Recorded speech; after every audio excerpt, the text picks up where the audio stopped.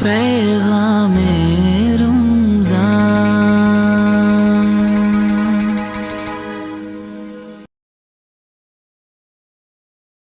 اعوذ باللہ من الشیطان الرجیم.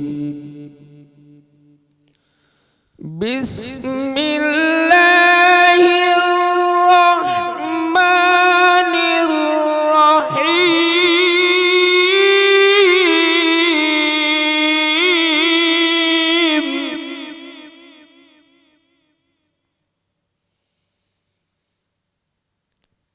ویل لكل همزة لمزة الذي جمع مالا وعدده يحسب أن ماله أخلده كلا لينبذن في الحطمة وما أدراك ما الحطمة نار الله الموقدة التي تطلع على الأفئدة إنها عليهم مؤصدة في عمد ممددة. صدق الله العلي العظيم. ماشاء اللہ تبارک و تعالیٰ نحمدہ ونصلی ونسلم علی خاتم الانبیاء والمرسلین. اما بعد فاعوذ باللہ من الشیطان الرجیم. بسم اللہ الرحمن الرحیم. السلام علیکم ناظرین. سندھ ٹی وی جی سحری نشریات جے 30 روزے جی جو اسانجو نشریات ہے اسانجو پروگرام ہے پیغام رمضان. عام طور تے جڏहिं 29 روزہ پورا تھیندا آहिनि त जेके रोज़नि सां मुहबत रखण वारा हूंदा आहिनि न, रमज़ान शरीफ़ सां मुहबत रखण वारा, तिलावत क़ुरान सां मुहबत रखण वारा, ज़िक्र अज़कार, उन जा दिलि मुरझाइजी वेंदा आहिनि, कोमाइजी वेंदा आहिनि. त न ॼाण चंड थी वेंदो, सुभाणे रमज़ान न हूंदो. पर जेकॾहिं कॾहिं इहा ख़बर पइजी थी वञे न त बाबा हीउ चंड कोन थियो, 30 रोज़ा पूरा थींदा, त उन्हनि नेक ॿारनि खे ॾाढी ख़ुशी थींदी आहे त इहो हिकिड़ो रोज़ो वधियो. ऐं इन सां फ़ाइदो छा थियो, जो जेकॾहिं कंहिंखे इन ॾींहं ते मौत लिखियलु हूंदो त उन जे लाइ बि रमज़ान शरीफ़ नसीब थी वेंदो. छो त हदीस शरीफ़ में आहे त रमज़ान शरीफ़ जो चंड बीहण सां ई दोज़ख जा दरवाज़ा बंदि कया वेंदा आहिनि, जन्नत जा दरवाज़ा खोलिया वेंदा आहिनि. सो जेकॾहिं कोई रमज़ान शरीफ़ में मुस्लमान फ़ौत थिए थो, अल्लाह तबारक व ताला हुनखे जन्नत में दाख़िल फ़रमाए थो. सो जेकॾहिं ख़बर न आहे केतिरनि मुस्लमाननि जो मौत 30 रमज़ान ते लिखियलु हुजे इन ॾींहं ते, ऐं 30 रोज़ो न थिए, ईद थी वञे, त इन सआदत खां महरूम थी वेंदो. पर तव्हांखे लख लख मुबारकूं हुजनि सभिनी असांजे सिंध टी वी जे सहरी नशरियात जे सभिनी नाज़रीन ऐं सामाईन खे जो अल्लाह पाक या महिरबानी फ़रमाई 30 रोज़ा नसीब थी विया. अॼु 30 रोज़े जी सहरी जी ट्रांसमिशन ऐं असांजो टॉपिक आहे ईद उल फितर. सो इन ते इनशाला गुफ़्तगू थींदी. त इन मुतअल्लिक़ ईद उल फितर हदीस शरीफ़ में आहे त जॾहिं ईद उल फितर थींदी आहे, ईद जे मैदान में ईद नमाज़ पढ़ण जे लाइ मुस्लमान इकट्ठा थींदा आहिनि. अल्लाह तबारक व ताला फ़रिश्तनि खां पुछंदो आहे, फ़रिश्तो ॾियो त ख़बर उन मज़दूर जो छा हक़ आहे जेको सॼो मुसलसल महीनो रोज़ महिनत करे ऐं आख़िर में उनजो टाइम पूरो थिए त हाणे उनजो छा आहे, हक़ छा आहे. फ़रिश्ता अर्ज़ कंदा, मुंहिंजा अल्लाह जे मज़दूरी कई आहे, उनजो हक़ आहे त उनखे ॾिहाड़ी ॾिनी वञे, मज़दूरी ॾिनी वञे, उजरत ॾिनी वञे. रब ताला फ़रमाईंदो, फ़रिश्तो तव्हां गवाह थी वञो, हिननि मुंहिंजे ॿाननि पूरो रमज़ान शरीफ़ महिनत कई, रातियुनि जो उथी करे नमाज़ूं अदा कयूं, तरावी पढ़ी, नवाफ़िल पढ़िया, तहजुद पढ़ी, ॾींहं जो पंहिंजे नफ़्स ते कंट्रोल करे रोज़ा रखियऊं, राति जो इबादत कयूं, तिलावत कयूं, ज़िक्र कयूं। हिननि जेके महिनत मज़दूरी कई आहे, तव्हां सभु गवाह थी वञो। अॼु जेके ईदगाह जे मैदान में कठा थिया आहिनि, मां सभिनी जा ॾोह गुनाह माफ़ु करे छॾिया। एॾी वॾी ख़ुशख़बरी मिलण जो ॾींहुं आहे ईद उल फितर जो ॾींहुं, पर हिन ॾींहं ते बि कुझु माण्हू रहंदा आहिनि। हर कंहिंजो अंदाज़ आहे, न किसी के रक़्स पे तंज़ कर, न किसी के ग़म का मज़ाक उड़ा, जिसे चाहे जैसे नवाज़ दे जी मिज़ाज इश्क़ हबीब है सल्लल्लाहु अलैहि वसल्लम। छो रोईंदा आहिनि? रमज़ान जे रुख़सत थियण ते रोईंदा आहिनि, त हिकु नेकी 1 लख नेकी जे बराबरि। मगर ख़ुशि उहे थींदा आहिनि जंहिं कॾहिं रोज़ा रखिया ई न हूंदा, इबादत कई न हूंदी, उन्हनि खे ख़ुशी थींदी त हाणे ईद मिली। हक़ीक़त ॻाल्हि इहा आहे त ईद त आहे उन्हनि जी जंहिं महिनत कई आहे, उनजी छा जी ईद आहे? जंहिं महिनत कई न आहे, न रोज़ा रखिया, न इबादत कई, न कुझु, ऐं बसि दिलि खे ख़ुशि कंदा आहिनि। ईद आहे, ईद उन्हनि जी आहे जीअं अल्लाह पाक खे राज़ी कयो, उनजे रसूल सल्लल्लाहु अलैहि वसल्लम खे राज़ी कयो। नाज़रीन, असांजो टॉपिक आहे ईद उल फितर। इन ते इंशाअल्लाह सुठी गुफ़्तगू कंदासूं। इन ई टॉपिक ते गुफ़्तगू करण जे लाइ असां वटि जैकबाबाद ज़िले सां तालुक़ु रखंदड़ साॻियाई आलिम साहब तशरीफ़ वठी आहे, जेके अरिड़हें रोज़े ते बि असां सां गॾु आहे। अल्लामा शाहनवाज़ रिज़वी साहब, अस्सलामु अलैकुम। तव्हांजी महिरबानी से मां तशरीफ़ वठी आहियां। अल्लाह पाक तव्हांजी हाज़िरी खे पंहिंजी बारगाह में क़बूल फ़रमाए। ऐं रोज़ानो जीअं असां वटि तिलावत क़ुरान पाक जी आख़िरी भेरो जेका 30 रोज़े जी तिलावत थी, उन में शिरकत कई ऐं मुसलसल असां सां गॾु रहिया कारी फैसल महमूद वड़ाइच साहब। अस्सलामु अलैकुम। कारी साहब, आपका बेहद शुक्रिया, आप तशरीफ़ ले आए और मुसलसल आप आते रहे। ऐं अॼु असांजे प्रोग्राम में सोना सुर विखेरण जे लाइ सुरीला सना ख़ान तशरीफ़ वठी आया आहिनि। ऐं अल्हम्दुलिल्लाह ही उहो नातख़्वान आहे जंहिं कोऑर्डिनेशन बि कयो आहे मुसलसल असां साम्हूं असांखे नातख़्वान सैयद अहमद अली शाह सां गॾु इन बि नातख़्वान ॾिना। जी हाँ, मुंहिंजो इशारो आसिफ़ अली सुल्तानी साहब। अस्सलामु अलैकुम जनाब, बेहद शुक्रिया, आपने इतना बड़ा ताउन भी किया, पूरा महीना नातख़्वान भी दिए और आज खुद तशरीफ़ लाए। 30 में आपने एंड करके पूरे प्रोग्राम को आपने खुद ही समझो समेट लिया। उन सां गॾु असांजो सुठो नातख़्वान आहे सैयद ज़ातो आहे सैयद ज़ोहेब अली। अस्सलामु अलैकुम। वालेकुम सलाम। शाह साहब, आपका शुक्रिया, आप तशरीफ़ ले आए। इंशाल्लाह आपसे नात सुनेंगे। तो मुझा मोहतरम नाज़रीन व सामीन, असांजी रिवायत रही आहे त असां प्रोग्राम जी इब्तिदा थींदी आहे तिलावत क़ुरान पाक सां इंट्रोडक्शन पेश करण खां पोइ असां शुरूआत जेकी कंदा आहियूं उहा नात शरीफ़ सां कंदा आहियूं। अॼु असांजी जेकी नात जी शुरूआत थींदी, असांजे इन प्रोग्राम खे वॾो ताउन बि कयो हिन उन शख़्सियत सां इंशाअल्लाह। अवां ॿुधंदा, उनजो आवाज़ बि ॿुधंदा, पाण बि नातख़्वान आहे आसिफ़ अली सुल्तानी साहब। दरबार रिसालत सल्लल्लाहु अलैहि वसल्लम में अक़ीदत जा गुलड़ा पेश कंदा।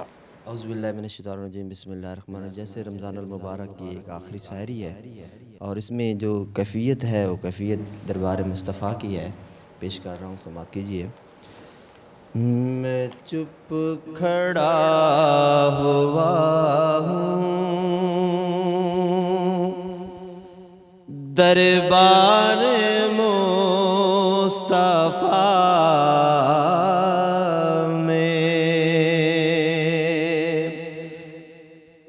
चुप खड़ा हुआ हूँ दरबार मुस्तफ़ा में और आँखों से बोलता हूँ दरबार मुस्तफ़ा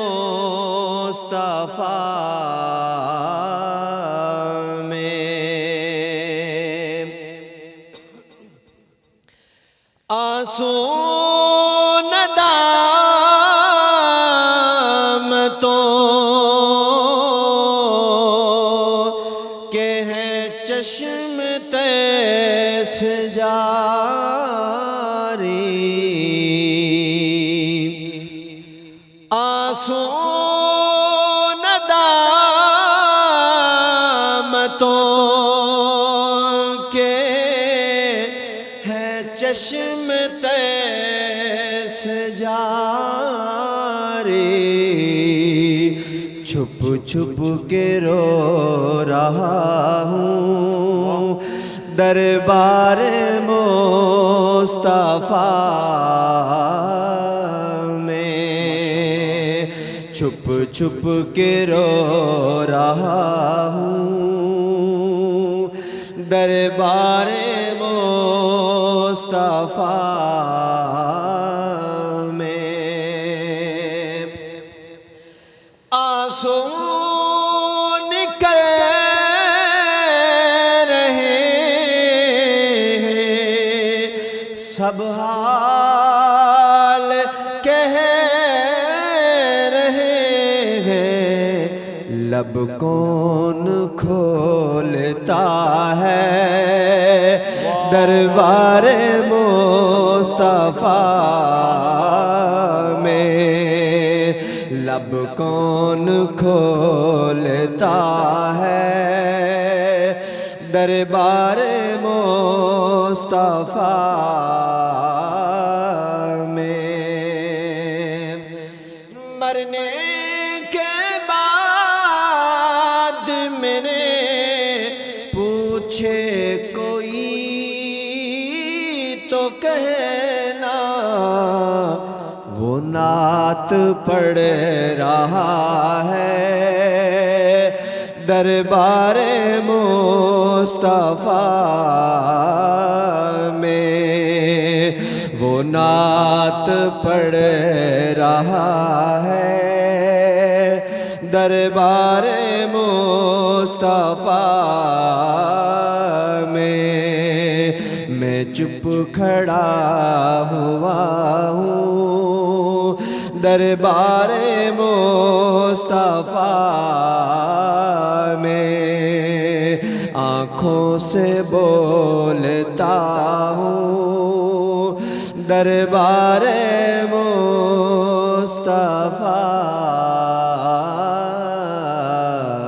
میں माशाअल्लाह नाज़रीन मां ॾिठो त असांजो आसिफ़ अली सुल्तानी साहिबु केॾो बहितरीन सनाख़ाना ही पाण ॿिया असांखे नातख़्वान त ॾींदो रहे माशाअल्लाह पंहिंजो आवाज़ भी माशाअल्लाह अल्लाह ने आपको बहुत नवाज़े अल्लाह पाक आपको मज़ीद बरकत अता फ़रमाए नाज़रीन असां पंहिंजो सिलसिलो शुरू कंदासीं ईद उल फितर जे मुतालिक़ अल्लामा साहिब सां गुफ़्तगू थींदी त इंशाअल्लाह तबारक व तआला तव्हांखे ॾाढो मज़ो बि ईंदो ऐं अल्लामा साहिब सवाल तव्हांखां करे थो वञा छो त ब्रेक जो टाइम थी चुको आहे उहो जवाबु वरी तव्हां बाद में ॾिजो सो सवाल इहो आहे त ईद छो ॾिनी अल्लाह ताला ईद उल फितर आहे ईद उल अज़हा आहे यार हर जेका बि नेमत अल्लाह तबारक ताला अता फ़रमाई आहे त उनजो को न को सबबु आहे त ईद उल फितर इनखे मिठी ईद बि चइबो आहे इहा अल्लाह तबारक ताला छो अता फ़रमाई इन जे सबबु छा आहे इन ते गुफ़्तगू कंदासीं ब्रेक खां पोइ नाज़रीन असां वटि वक़्तु थी चुको आहे हिकु नंढड़े कमर्शियल ब्रेक जो साई था वठूं अवां ॾिसंदा रहो सिंध टीवी छो त इन खां पोइ अल्लाह खे ख़बर मुलाक़ात थिए न थिए आख़िर में निभाइजो ॾिसंदा रहो सिंध टीवी पैगामे रमज़ान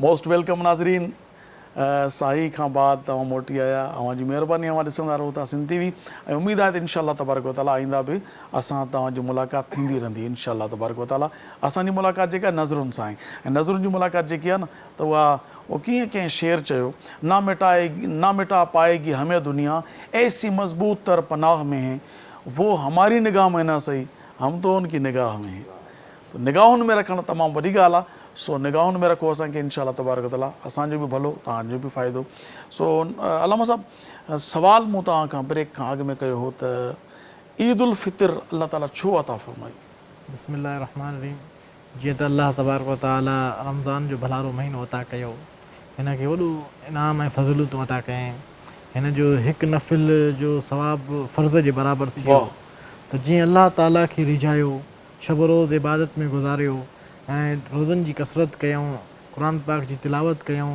जॾहिं पोइ आख़िर में अचे थो अल्लाह ताला चए थो हाणे बि तव्हांखे मां ख़ाली नथो छॾियां हींअर बि तव्हांखे अहिड़ो इनाम ॾेई थो छॾियां त मां जॾहिं ईद उल फितर जी राति अचे थी अल्लाह ताला एतिरा ई माण्हू बख़्शे छॾे थो त रोज़ानो हदीस शरीफ़ में आहे त इफ़्तार जे वक़्तु रोज़ो खोलण जी महिल 10 लख जहन्नमी अल्लाह ताला जहन्नम खां आज़ादु कंदो आहे ऐं आख़िरी राति जेका ईंदी आहे उन राति ते जेतिरा आज़ादु थी चुका जेतिरा आज़ादु थी चुका उन्हनि सभिनी जी तादाद जे बराबरि वरी ओतिरा अल्लाह पाक जहन्नमी जहन्नम खां आज़ादु करे थो।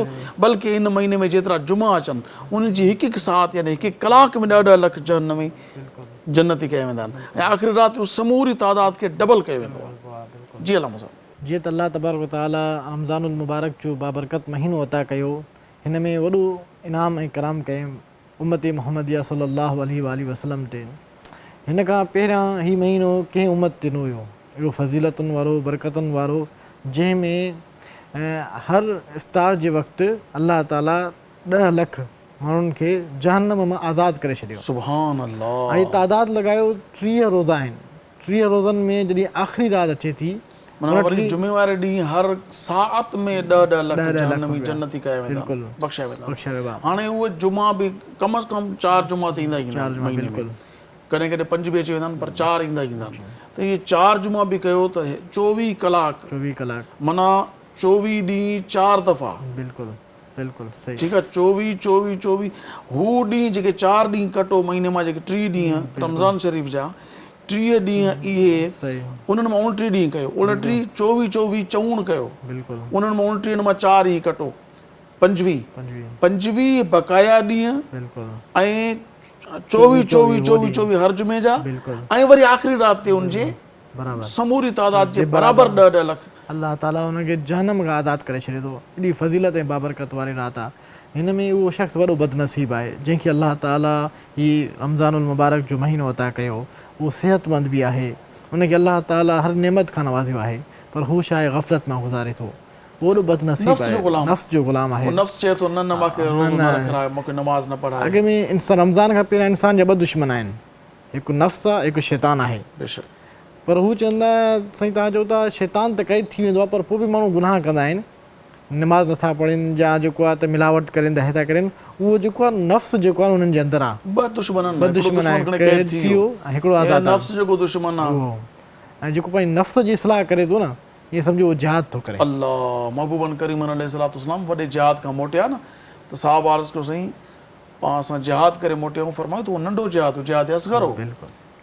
अञा जिहाद अकबर जी तरफ़ हलूं था, साहबा किराम हैरान थी विया, अञा ॿियो जिहाद वॾो आहे। फरमायो त नंढो जिहाद हो जेको तलवार जो जिहाद हो, वॾो जिहाद जेको उहो नफ़्स सां जिहाद आहे, मुसलसल जिहाद आहे। कूड़ खां बचाइणो आहे, हराम खां बचाइणो आहे, सूद व्याज खां, रिश्वत खां, ज़िना खां, चोरी खां, मनशियात खां, ज़ुल्म खां, ॾाढ खां, मतिलबु हर तरह जी जुर्म खां बचाइणो आहे। हीउ नफ़्स तव्हांखे गुमराह कंदो रहंदो ग़लति कमनि जी तरफ़, इन सां विढ़णु हर वक़्तु विढ़णो आहे। इन सां हू जिहाद जॾहिं थियो तॾहिं विढ़बो, वॾो जिहाद हीउ आहे। हीउ तव्हां गॾु आहे। ऐं रमज़ानुल मुबारक में इंसान खे कोशिशि करणु खपे जेका दुनियावी मामलात आहिनि ऐं सभु पहिरियां करे छॾे, सिर्फ़ु हिनखे अल्लाह ताला जी इबादत में सर्फ़ कजे। ऐं छो त दुनियादारी पई थींदी इंसान। ठीकु आहे, मतिलबु हीउ त रमज़ान शरीफ़ में ईद उल फितर जो ताल्लुक़, ईद उल फितर छो ॾिनी वई, सवाल इहो मुंहिंजो, इन ते थोरो रोशनी विझो त ईद उल फितर चइबो आहे हीअ ऊद खां निकितल आहे, मतिलबु बार बार अचणु। जीअं चइबो आहे इज्तिमा खे बि चइबो आहे, जीअं ईद मिलादुन नबी, ईद मेराज।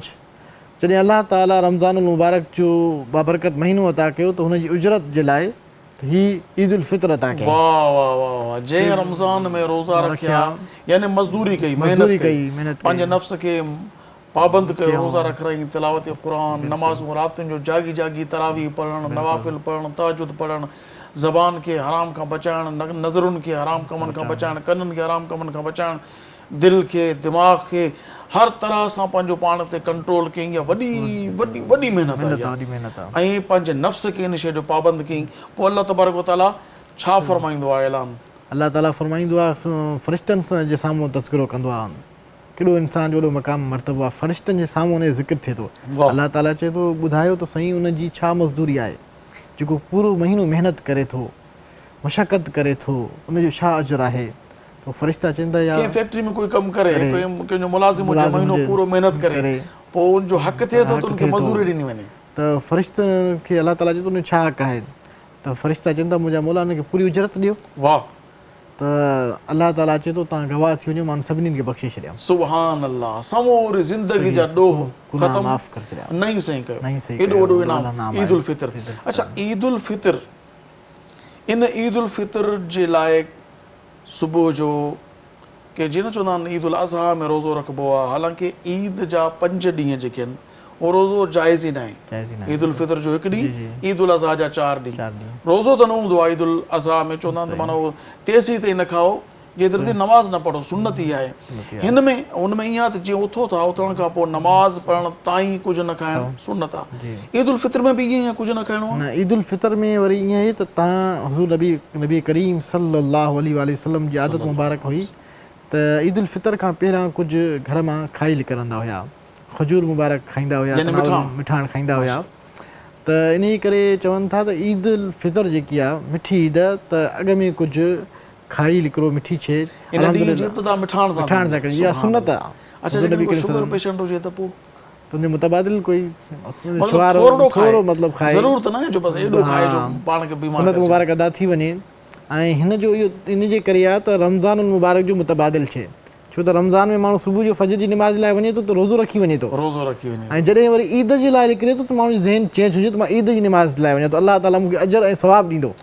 जेकी मां महिनत कई आहे, जेकी मां मशक़त कई आहे, अलाह जी शब रोज़ इबादत कई आहे, त हीअं मुंहिंजो अजर जो मक़ामु आहे। मूंखे हाणे उजर जो टाइम अची वियो आहे। जॾहिं उहो खाई निकिरंदो त ख़ुशी थींदी, इंसानु दिलि मां ख़ुशि थींदो, मुंहिंजा मौला तुंहिंजी शुक्र आहे, रमज़ान जा पूरा रोज़ा रखण जी तौफ़ीक़ ॾिनई, क़ुर जी तिलावत करण जी तौफ़ीक़ ॾिनई, ऐं तराबीन पढ़ण जी तौफ़ीक़ ॾिनई, ऐं मुंहिंजा मौला तूं मुंहिंजो पूरो रमज़ान इबादत में गुज़ारियो। उहो इंसान खे दिली बि ख़ुशी थींदी आहे न, इहो माण्हू महसूसु कंदो जीअं शब रोज़ इबादत कई। मतिलबु जेकॾहिं हू हिन जो शुक्रानो ई चइजे, रोज़नि जो शुक्रानो थो करण जे लाइ ईद उल फितर पढ़ण थो वञे, ऐं जॾहिं उहो नेमत ते शुक्र अदा कंदो त अलाह ताला वरी हुनखे रमज़ान मुबारक अता फरमाईंदो। उहो माण्हू ख़ुशि नसीब, ख़ुशी बि उनखे महसूसु थींदी न, जीअं रमज़ान जी इबादत जो मज़ो वरितो, ऐं तराबीन जो मज़ो वरितो, ऐं इबादत जो मज़ो वरितो, क़ुर पाक जी तिलावत कई। हिकु माण्हू बदनसीब आहे, न रोज़ा रखियईं, ईअं ई बसि जीअं आम महीना हूंदा आहिनि, उनखे अलामा सां पछतावो हूंदो आहे, यार हे रमज़ान बि गुज़री वियो। बसि उनखे वक़्ती तौर ते कपिड़नि जी ख़ुशी हूंदी आहे, बसि नओं सूट मिली वियो, नओं सूट पायो, पर हुनखे उहो दिली सुकून, इत्मिनान ऐं रूहानियत न हूंदी आहे। अलाह ताला चए थो जेको मुतक़ी ऐं परहेज़गार थियण जे लाइ तव्हां रोज़ा रखो, तव्हां परहेज़गार थी वेंदव। बुज़ुर्गान दीन ईद वारे ॾींहुं, ईद उल फितर वारे ॾींहुं को अहिड़ो बुज़ुर्ग जो को वाक़ियो रोईंदा हुजनि? बुज़ुर्गान दीन जेका हूंदा हुआ त उहा जेको ईद जी राति हूंदी न, उहा बि अलाह ताला जी इबादत में गुज़ारींदा, मस्जिद में गुज़ारींदा हुया। हज़रत उमर फारूक जो को वाक़ियो? सैयदना उमर फारूक रज़ी अलाह ताला अन्हु सां जॾहिं ईद मिलण जे लाइ नाज़रीन माण्हू विया, ॾिठो त कमरो बंदि आहे, अंदरां रोअण जो आवाज़ु पियो अचे, पंहिंजे नफ़्स सां पाण ॻाल्हाइनि पिया त ईद उल फितर इहो ईद उन जे लाइ आहे जीअं पंहिंजे रब खे राज़ी कयो। मूंखे ख़बर न आहे, माण्हू पुछा कयोसीं तव्हां ईद जे ॾींहुं छो था रहो? फरमायो त मूंखे ख़बर न आहे त मां मक़बूलीन में आहियां या मतरूदीन में आहियां, मां इबादतूं कयूं अलाह पाक क़बूल कयूं अलाए न कयूं। ही सहाबा इकराम जो अमल हो जो इबादतूं करण खां पोइ बि रोअनि त अलाह पाक क़बूल कयूं या न कयूं। ऐं अॼु जी हालत छा आहे, इबादत न करण वारो बि ॾाढो ख़ुशि आहे त ईद मां वाह जो ईद कई आहे। हक़ीक़त इहा आहे त ईद त उनखे करणु खपे जेको पंहिंजे रब खे राज़ी करण में कामयाबु थी वियो, जेको अलाह तबारक व ताला खे राज़ी करण में कामयाबु थी वियो। सो रमज़ान शरीफ़ जो बसि हीउ सम्झो 30 रोज़ो त आख़िरी आहे, इन में हाणे जेकॾहिं कोई इबादत नाहे करे सघियो, उनखे महसूसु थी वियो त यार मां ग़लती कई आहे, हाणे छा करे उहो का अहिड़ी शइ पकी नियत करे अॻिले साल जी हींअर ई इबादत में मशगूल थी वञे, छाजे करे वक़्तु गुज़िरियल वापसी न ईंदो। वाह, वक़्तु गुज़री वियो, इंसान क़ीमती लम्हात ज़िंदगी जा, चवंदा आहिनि न उमिरि वञण खां पोइ पछतावो सां कुझु बि न आहे। हींअर ई इंसान नियत करे, कोशिशि करे, पकी नियत करे, इरादो करे अॻिले रमज़ान जी इंशाअल्लाह त पूरे इबादत में गुज़ारींदुमि। पहिरीं त ॾोह जी तौबा थींदी, सची दिलि सां तौबा करे, उनखां पोइ ॿीहर त मां आईंदा अहिड़ी ग़लती न कंदुसि। उहो करीम आहे, उहो 70 माण्हुनि खां वधीक हाणे अर्ज़ु इहो आहे त कुझु माण्हू ॾिठा विया आहिनि त ईद नमाज़ पढ़ण जे लाइ हिकिड़े रस्ते खां वेंदा आहिनि, मोटंदा ॿिए रस्ते खां। इहो छो कयो वेंदो आहे ईअं? नबी करीम सल्लल्लाहु अलैहि वसल्लम जी आदत मुबारक हुई त जॾहिं हू वेंदा हुया त हिकु रस्ते खां वेंदा हुया ऐं वरी वापसी ॿिए खां ईंदा हुया। इन में हिकमत इहो हूंदियूं त जेका जेका रस्ते वारा हूंदा हुज़ूर अलैहिस्सलाम जो फैज़ वठंदा हुया, हुज़ूर अलैहिस्सलाम जी मोहबत उन्हनि खे हुज़ूर अलैहिस्सलाम में दीदार कंदा हुया। ऐं वरी इहा बि हिकमत आहे त जेको हिकु रस्ते खां वेंदो, जेका फ़क़ीर गुरबा हूंदा आहिनि उन्हनि खे सदक़ात ख़ैरात बि मिलंदी। ऐं वरी जेतिरा क़दम हली वेंदो मस्जिद जी तरफ़ त हुनखे हर क़दम जे बदिरां नेकियूं मिलंदियूं, सवाबु मिले थो। ऐं वापसी वरी ॿिए रस्ते खां जेको लॻ पए उन मां अचे त छो त जेतिरी हुन में वञण में ताख़ीर थींदी एतिरो सवाबु मिलंदो, वरी जल्दी वापसी बि घर में अचे। अच्छा, असां वटि हिकिड़ो रिवाजु आहे त ईद वारे ॾींहुं ईद नमाज़ पढ़ी करे क़ब्रिस्तान वेंदा आहिनि अक्सर असांजा माण्हू, सवाइ कुझु माण्हू मजबूर आहिनि, जीअं ड्यूटी आहे पुलिस वारनि या कंहिं अहिड़ी जाइ ते ड्यूटी आहे जो हुनखे हुते पुॼणो आहे। उनखां अलावा अक्सर माण्हू जेके आहिनि सो उहे क़ब्रिस्तान वेंदा आहिनि। इहो सुवालु मां तव्हांखे करियां थो, जवाबु इनशा ब्रेक खां पोइ वठंदासीं त इहो करणु कीअं आहे शरीयत में। सो नाज़रीन, हिते वक़्तु थियो आहे असांजो हिकु नंढड़े कमर्शियल ब्रेक जो। नंढड़ी साई था वठूं, इजो था वापसि वरूं। अवां ॾिसंदा रहो सिंध टीवी। पैगामे रमज़ान।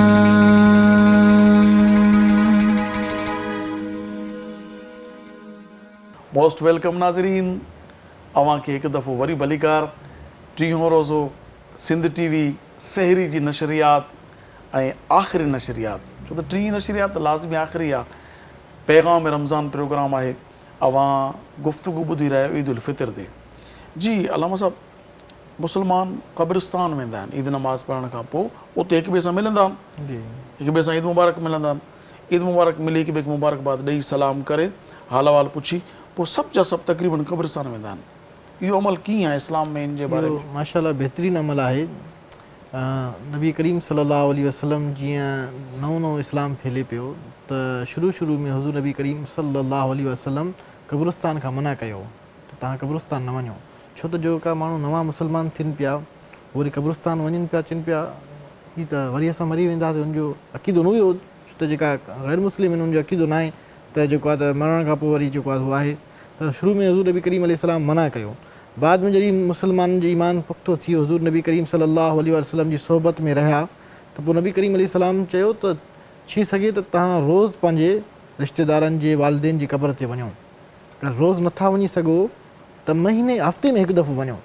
अगरि हफ़्ते में बि नथा वञी सघो त महीने में हिकु दफ़ो वञो। अगरि महीने में नथा वञी सघो त साल में हिकु दफ़ो ज़रूरु वञो, छो त तव्हांजा जेका रिश्तेदार अज़ीज़ अक़ारिब आहिनि तव्हांजे मुंतज़िर हूंदा आहिनि। त असांजा यानी जीअं तव्हां जीअरनि सां ईद मिलो था, न्याणियुनि ॾे वेंदा आहियो, उन सां मुलाक़ात करे उनखे ईद मुबारक ॾेई ईंदा आहियो, त पोइ हू जेका वालिदेन आहिनि या न्याणी या पुटु या को बि उहो फ़ौत थी वियो आहे क़ब्रिस्तान में आहे, त उन्हनि ॾे वञणु घुरिजे। वञण जो उन्हनि खे तोहफ़ो ॾिबो। तोहफ़ो छा आहे, उन्हनि जे लाइ उसूल सवाबु कजे। उन्हनि जे क़ब्र ते वञी करे फातिहा शरीफ़ पढ़िजे, कुल शरीफ़ पढ़िजे, उन्हनि जे लाइ उसूल सवाबु कजे। ईद वारे ॾींहुं को ख़ासि वज़ीफ़ो जेको पढ़िजे त क़ब्रुनि में नूर पहुचे, पाण खे बि बस इहो क़ुरान पाक जी तिलावत सुबहान अल्लाह व बिहम्दिही। नाज़रीन, हीउ वज़ीफ़ो आहे सुबहान अल्लाह व बिहम्दिही, बसि आसान आहे सुबहान अल्लाह व बिहम्दिही। ईद वारे ॾींहुं जेको 300 दफ़ा पढ़े, यानी 3 तस्बीह पूरियूं 300 दफ़ा पढ़ी करे तमामु क़ब्रिस्तान वारनि खे बख़्शंदो त हर हिकु क़ब्र में 1000 नूर दाख़िल थींदा, 1000 नूर। ऐं पढ़ण वारो जॾहिं पाण मरंदो त उनजी क़ब्र में बि 1000 नूर दाख़िल थींदा। इहो आसान वज़ीफ़ो आहे। हिकु दाणे ते चवणो आहे सुबहान अल्लाह व बिहम्दिही, सुबहान अल्लाह व बिहम्दिही, सुबहान अल्लाह व बिहम्दिही। इहो 300 दफ़ा ईद जो ख़ासि वज़ीफ़ो आहे। इहो करियो ऐं पंहिंजे क़ब्रिस्तान वञी करे पंहिंजे अहल क़बूर जेके बि आहिनि सभिनी खे ईसाल करियो। इनशा अल्लाह उनजी क़ब्रुनि में 1000 नूर दाख़िल थींदा, उहो तव्हांखे दुआऊं कंदा। जी अलामा साहब, छो त क़ब्रिस्तान वञण जो सुन्नत तरीक़ो छा आहे, कीअं वञिजे, छा कजे? सुन्नत तरीक़ो इहो आहे त माण्हू जेको क़ब्रूं हूंदियूं आहिनि क़ब्र ते पेर न रखे। रस्तो ठहियलु आहे, जीअं चए माण्हू खे तकलीफ़ थींदी आहे न, क़ब्र वारनि खे जे मथां जॾहिं पेर रखे थो त उनखे बि ईअं ई तकलीफ़ थींदी आहे। जीअं जहिड़ो माण्हू आहे जंहिंजे मथां पेर रखिजे थो उन्हनि खे बि तकलीफ़ थींदी आहे। ऐं जॾहिं इंसानु उन्हनि खे दफ़नाए वापसी अचे थो त हुननि जे हलण जा जेका क़दम जी जेका आवाज़ आहे उहे बि महसूसु करे। अच्छा, वञण महिल क़ब्रिस्तान में दाख़िल थियण महिल सलाम कजे। सलाम कजे। इहो सलाम आहे अस्सलाम अलैकुम या अहलल क़बूर, इहो सलाम आहे क़ब्रिस्तान वारनि खे सलाम कजे। अस्सलामु अलैकुम या अहलल क़बूर, अस्सलामु अलैकुम या औलिया अल्लाह, यग़फिरुल्लाहु लना व लकुम। अल्लाह पाक मग़फ़िरत फरमाए असांजी ऐं तव्हांजी। व अंतुम सलफ़ुना नहनु बिल असर, तव्हां गुज़री चुको, असां अचण वारा आहियूं। इहा दुआ सुन्नत आहे। क़ब्रिस्तान वञो, सलाम करियो। इहा दुआ नथी अचे त को मसइलो न, सिंधी में ई चई सघो था तव्हां, ए बुज़ुर्गो तव्हां अॻु में थी गुज़रिया आहियो, असां बाद में अचण वारा आहियूं। सलाम त सभु खे ईंदो आहे। अस्सलामु अलैकुम व रहमतुल्लाहि या अहलल क़बूर, ए क़ब्रुनि वारो, अस्सलाम वालेकुम। इन मां इहा ॻाल्हि बि साबित थी त मरण खां पोइ कोई ख़तमु न आहे थींदो, न जेकॾहिं चओ त अलाह जा वली मरी विया ख़तमु थी विया, न आम माण्हू बि न आहे ख़तमु थींदो। जे ख़तमु थिया त सलाम कंहिंखे ॾिनो थो वञे, जॾहिं त शरीयत सुतल खे सलाम ॾियण खां मना कयो आहे। सुतो पियो आहे तव्हां सलाम न कयो, छो त उनजी निंड में ख़लल पवंदो ऐं इहो बि बाने जो हक़ु आहे उनजी निंड ख़राबु न कई वञे। त तव्हां सुतल खे बि सलाम नथा करे सघो, क़ब्रिस्तान में वञी करे सलाम करणु सुन्नत आहे। इन जो मतिलबु आहे त हू पंहिंजी क़बर में अहिड़ी हयात अलाह ताला उनखे ॾिनी आहे जो हू रुगो हयात न बल्कि सुतल बि न आहे, जाॻे बि थो। तव्हां सलाम कंदो तव्हांखे वरंदी ॾींदो, पर तव्हां उनजी वरंदी ॿुधी न सघंदो। ठीकु आहे, इन जे करे सुन्नत आहे क़ब्रिस्तान वञो त सलाम करियो ऐं क़ब्रिस्तान में वञी करे पेर क़बर ते न रखो, कोशिशि कयो जिते क़बर हुजे पासे ते वञो। अच्छा हुन सां हिकिड़ी ॿी शइ ॾिठी आहे असां, क़ब्रिस्तान में अगरबत्तियूं ॿारियूं वेंदियूं आहिनि ऐं दाल ऐं चांवर छटिराया वेंदा आहिनि। असांजे इलाइक़े में ईअं आहे, ॿियनि इलाइक़नि जी ख़बर न आहे किथे कीअं, असां वटि रिवाज आम आहे। इहो शरीयत इन जे बारे में, बल्कि इहो त इंडिया में बि आहे, छो त आला हज़रत इमाम मोहम्मद रज़ा बरेलवी रहमतुल्लाह ताला अलैह अहकाम शरीयत में इन जी वज़ाहत कई आहे। बल्कि उनमें बि पंहिंजो मलफूज़ात आला हज़रत जे अंदरि मुस्तफ़ा रज़ा खान नूरी रहमतुल्लाह अलैह जन आला हज़रत जे कोल मुबारक मां इहो कंहिं सुवाल कयो जवाबु ॾिनो, तव्हांखे ज़हन में आहे त बिस्मिल्लाहिर्रहमानिर्रहीम। अगरि मैयत खे तव्हां फ़ाइदो पहुचाइणु चाहियो था, हक़ीक़ी फ़ाइदो जेको हुनखे फ़ाइदो मिले ऐं हू ख़ुशी महसूसु करे, उहो बहितरीनु इहो आहे त तव्हां उसूल सवाबु कयो, हुनजे लाइ क़ुरान ख़ानी कयो, हुनजे इसाले सवाबु कयो हुनजे लाइ। ऐं बाक़ी इहो छटिणु जेको आहे त दाल वग़ैरह इहो त इसराफ़ जे दर्जे में अचे थो। आला हज़रत इमाम मोहम्मद रज़ा बरेलवी रहमतुल्लाह ताला अलैह जे लाइ मुस्तफ़ा रज़ा खान नूरी संदन फर्ज़ंद आहिनि, हू मुफ़्ती आज़म हिंद आहिनि माशाअल्लाह, अल्लाह पाक उनखे वॾो इल्मु अता फ़रमायो। हू फ़रमाईंदा त इमाम अहमद रज़ा बरेलवी रहमतुल्लाह अलैह खां कंहिं सुवाल कयो क़ब्रिस्तान में दाल चांवर छटणु कीअं आहे? फ़रमायूं त इसराफ़ आहे, माल जो ज़ियान आहे। इहो जेको तव्हां उते छटियो था इहो क़ब्रनि वारनि खे कुझु बि नफ़ो न ॾींदो। दाल चांवर, इहे दाल चांवर खणी कंहिं ग़रीब खे ॾियो, उन वीचारे जो हिकिड़ो वेलो टरी पवंदो, उहो जंहिंखे खाइण जे लाइ कुझु न आहे। तव्हां वञी करे छटियो था ज़मीन ते, तव्हांखे किविलियुनि खे मकोड़नि खे खाराइण जी ड्यूटी न आहे, उहो करीम अब्बास तव्हां छड़ो किविलियुनि मकोड़नि खे खाराईंदो, कीड़नि खे ॿियनि जानवरनि खे केरु खाराईंदो? उनजी ड्यूटी कंहिंजी आहे? मछियुनि खे केरु थो खाराए पाणी में, कुते खे केरु थो खाराए, ॿिली खे केरु थो खाराए, कुअनि खे केरु थो खाराए? सभिनी समूरी काइनात 18,000 जिन्स आहे, सभिनी खे अलाह तबारक ताला ॾिए थो। तव्हांखे हुकुम जेको आहे न उहो इहो आहे त जेको ग़रीब इंसान आहे उनखे खारायो, ग़रीब मुस्लमान खे खारायो। इहे जेके तव्हां पा ॾेढ पा या जेतिरा अधु पा बि छटियो था न, इहे चांवर तव्हांखे उन ग़रीब मिसकिन खे ॾियो जंहिंखे खाइण जे लाइ न आहे, उहो खाईंदो, उनजे पेट में वेंदो, इन जो तव्हांखे अलाह पाक अजर ॾींदो। क़बर ते हारणु ज़ियान आहे। ॿी ॻाल्हि, अगरबत्ती क़बर ते ॿारण जी इजाज़त इन जे करे न आहे त अगरबत्ती बाहि आहे, उनखे मथां टांडो आहे, उहो तव्हां क़बर जे मथां ॿारींदो त क़बर ते टांडो सुठी ॻाल्हि न आहे। अगरबत्ती ॿारण जे बजाए तव्हां का ख़ुशबू, गुलाब जा पन, गुलाब पत्तो या साई टारी जेका सुन्नत आहे। अलाह मतिलबु बुख़ारी शरीफ़ जी हदीस पाक आहे त नबी करीम अलैहिस्सलातु वस्सलाम क़ब्रिस्तान जे तरफ़ विया, हिकु टारी बीठी हुई, उन मां वण हुयो, उनजी टारी पटियूं खजी जी, उनखे ॿ टुकुर करे हिकिड़ी क़बर जे मथां रखियूं, ॿी टारी ॿी क़बर जे मथां रखियूं।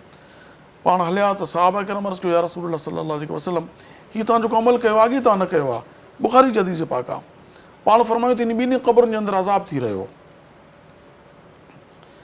ग़ैबदान नबी नज़र कई, क़बरुनि जे अंदरि ख़बर पई त हीअ ॿिन्ही क़बरुनि जे अंदरि अज़ाब थी रहियो आहे। अज़ाब जो सबबु बि इरशाद फ़रमायूं त इन ॿिन्ही जो जेको ॾोह हुयो, हिकिड़ो जेको उहो चुगलखोर हो, हितां जी ॻाल्हि हुते पुॼाईंदो, हुतां जी ॻाल्हि हुते पुॼाईंदो, ताकी नफ़रतूं फैलिजनि ऐं मोहबतूं ख़तमु थियनि। ऐं ॿियो जेको उहो पेशाब जे क़तरनि खां न बचंदो, बि पेशाब कंदो, त हुनजा क़तरा हुनखे लॻंदा। इन ॿिन्ही जी क़बरुनि में अज़ाब थी रहियो आहे। मालूम थियो त पेशाब जे क़तरनि खां पाण खे पेशाब जे फुड़नि खां न बचाइण सां बि क़बर में अज़ाब थींदो आहे। ऐं हिकु रिवायत में त चुगलखोर, ॿी में इहो आहे त हू ग़ीबत कंदड़ो।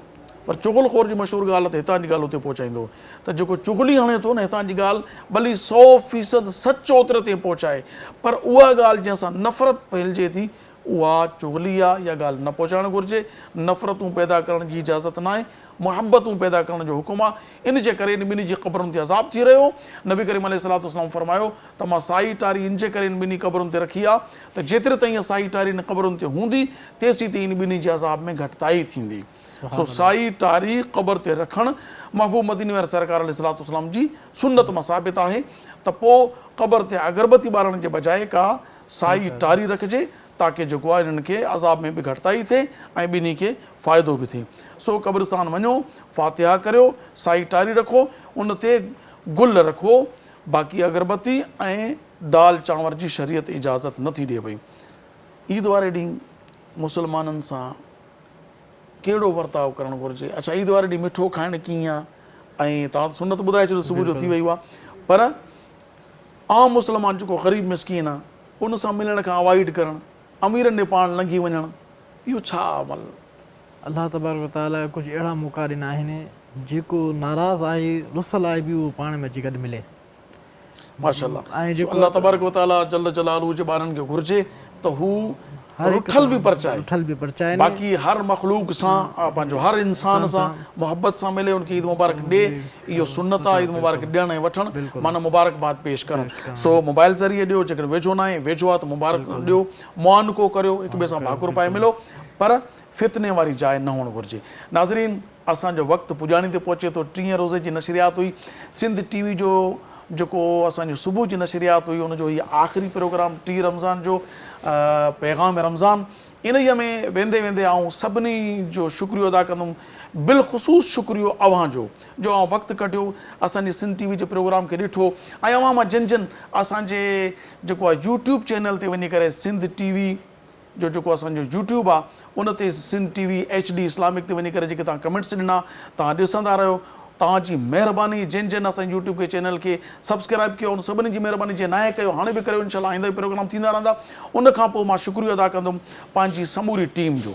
असांजी टीम में कंट्रोल रूम में मोहम्मद तौफ़ीक़ अब्बासी साहब मुसलसल असां सां सुठो निभायो, ऐं मोहम्मद यूसुफ सेवड़ो साहब, उहो त मां बेसिकली जैकबाबा सां तालुक़ु रखां त हू बि असांजो पाड़ेसिरी आहे, जैकबाबा जो आहे, उनजी बि महिरबानी।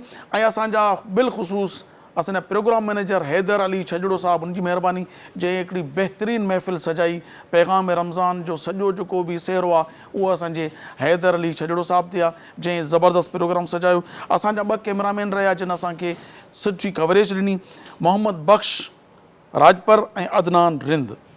इहे ॿई असां सां माशाअल्लाह सॼो महीनो इन्हनि सहरी जी नशरियात में सुठो निभायो, ऐं कोऑर्डिनेशन कई असां सां नातख़्वान प्रोवाइड करण में, कारी साहब प्रोवाइड करण में। कोऑर्डिनेटर सैयद अहमद अली शाह जी महिरबानी ऐं आसिफ़ अली सुल्तानी साहब मौजूदु आहिनि, इन जी महिरबानी जी असां सां सुठो ताउन कयो। ऐं जिन जिन बि दोस्तनि अॼोके इन प्रोग्राम में जंहिं बि तरीक़े सां असां सां ताउन कयो, मेकअप वारा जेकी अदड़ियूं हुयूं या ॿाहिरि हुआ, उन सभिनी जी बि महिरबानी। ऐं बिलख़ुसूस असांजा उहे जेके अॼु जेके मौजूदु आहिनि, कारी फैसल महमूद वड़ाइच साहब, इन्हनि सॼो महीनो माशाअल्लाह असांखे टाइम ॾिनो, तिलावत क़ुरान पाक कंदा रहिया। ऐं अॼोके हिन प्रोग्राम में आलिम साहब तशरीफ़ वठी आया, अल्लामा शाहनवाज़ रिज़वी साहब, उनकी मेहरबानी। मोहम्मद आसिफ़ भाई, एक बार और दोबारा आपका शुक्रिया, बहुत शुक्रिया। ऐं असांजो सैयद ज़ोहेब शाह साहब नातख़्वान मौजूदु आहे। आख़िर में दुआ कलिमात पढ़ंदा। इहो दुआ कलिमात खां अॻु में असां असबे रिवायत तव्हां खां इजाज़त चाहींदासूं। अल्लाह तबारक व तआला चाहियो त वरी कंहिं न कंहिं प्रोग्राम में अव्हां सां मुलाक़ात थींदी इंशाअल्लाह तबारक व तआला। असांजी मुलाक़ात जो ताल्लुक़ आहे नज़रुनि सां, नज़रुनि जी मुलाक़ात थींदी रहंदी इंशाअल्लाह, जी अल्लाह ताला चाहियो। न त वरी पोइ रमज़ान में त पाण सां इकठा आहियूं। कोशिशि त इहा आहे त इंशाअल्लाह रमज़ान खां अॻु में ई कंहिं न कंहिं प्रोग्राम जे ज़रिए तव्हां सां नज़रुनि जी मुलाक़ात थी वञे। जे न त तेसीं ताईं पंहिंजी मेज़बान अबुल हसन मोहम्मद अब्दुल ख़ालिक़ क़ादरी खे इजाज़त ॾींदा। अल्लाह वाही, जेॾां पेर तेॾां ख़ैर। अस्सलामु अलैकुम वरहमतुल्लाह। अल्लाह जी नेमतुं जो इनाम रमज़ान, सलाम रमज़ान, सलाम रमज़ान, सलाम रमज़ान।